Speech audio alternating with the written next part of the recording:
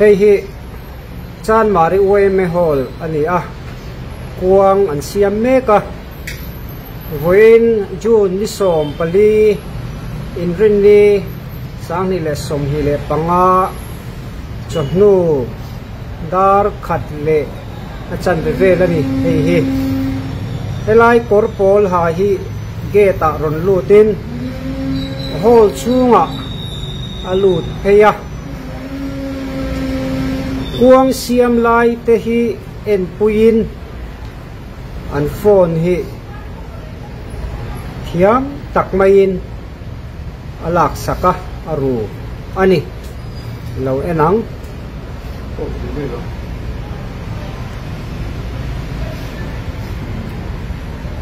kuang siam to sa chaklama khian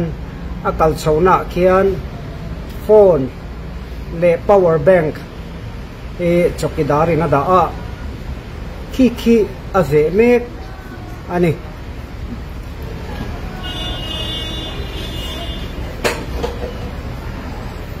tikhian an kuang siam te khi an en pui vela an nin ru ti shelovin an lo uksak em lova han en mai ki chuan ru mel po apulem lo ani hei hi chan mari woi me hall varanda ani John ni sompali in rin ni chun a chonu dar khat le chan vel zok ani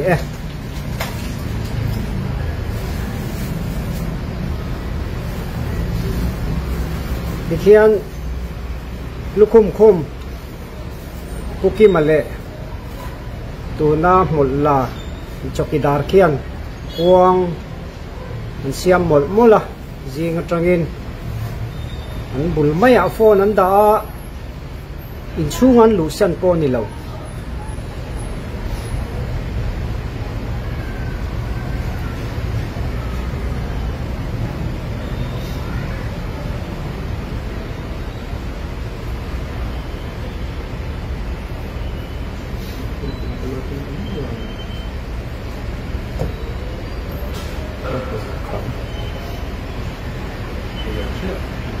ala ta che ai te nung lama ada a won changin lau thong ni lawin kalta ani he pa hi angam paru khop maya ming kan sela wa he pai han ti top mai na a zia lo khop mai hai ama hi la upal tuk lawani mela thalai zek zokala ni mela ati anga thalai kut ke kim puisi na mi thil ruk tur zong reng han ko sak mai chu a za thla kang reng khop mai ka lo tia tin hai a mel hi han en wang ula ama lo hrichiang tu le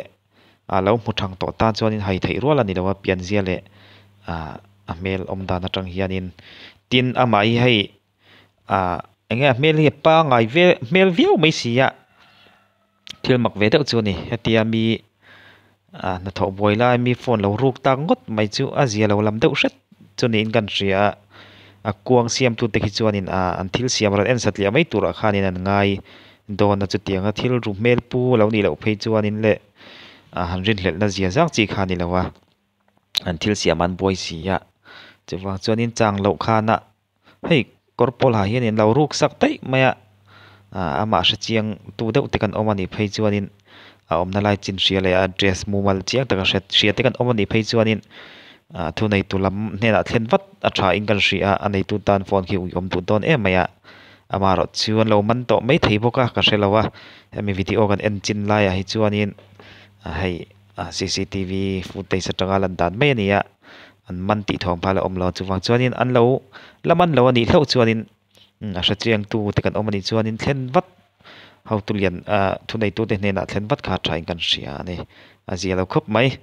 tlangwala pumpa kut ke kimina mi thil ruk tur jong reng hetian khosak tak mai chu zia lo khop mai tin angam pa em mai le ngala hetiang khopangam pa ni chuanin mi thil adanga ru le lawang ti soi thei me lo ni ngam patakin konfi da in mi thil ru mai don ni chu wang chuanin midang tan po thil poi the ni wangin thu nei tulam te ne na ma sha chiang tu le address chiang tak sha tu kan omani phei chuanin thlena man wat a thaviau in kan ria ni ole hei tuna thlaka kan mu lai mek hi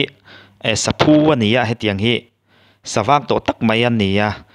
ran nung fang mir ti vel ran nung tero te te an ei ve thina tin puk thuk tak taka kwan sewa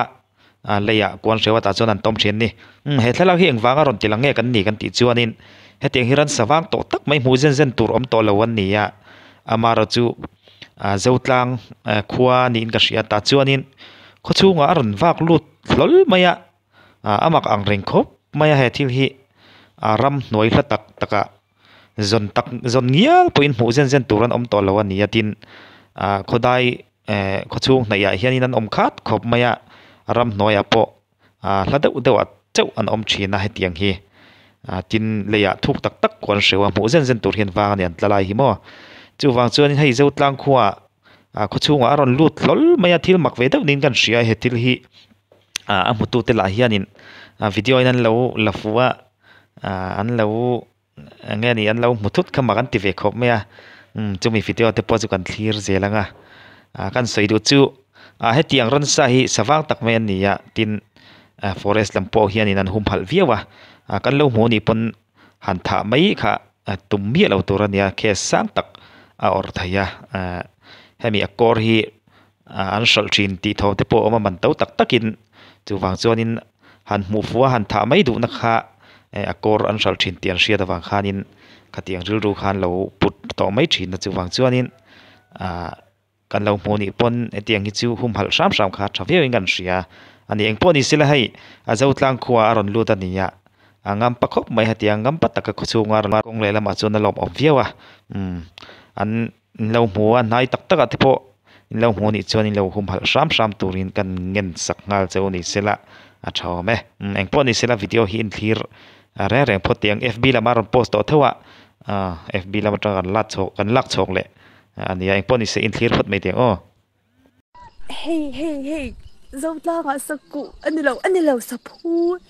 tani aron zuan chenge hey atm bula khani avan mak ebe hey tira hi kong puyania hey sang hey somi tau thei de mai na dang hi somi atau lu tok jang hi ka siam thil tau ni hi hey lo ko te huit lo ko te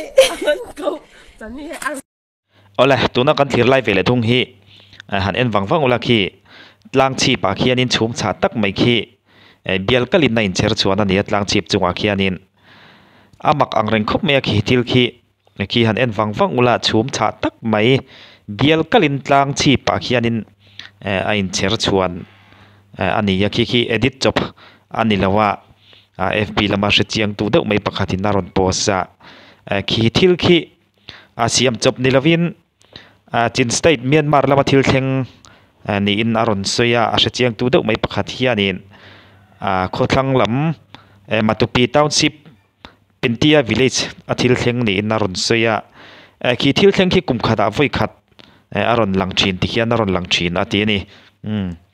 amaro chu atak nge lem phei chu kan shilo kai ni chuanin amaro chu asha chiang tu deuh mai hianin hei atiang hianin aron soya ni ya chin state Myanmar khothlang lama matupi township Pintia village a ommani ya ki thil khi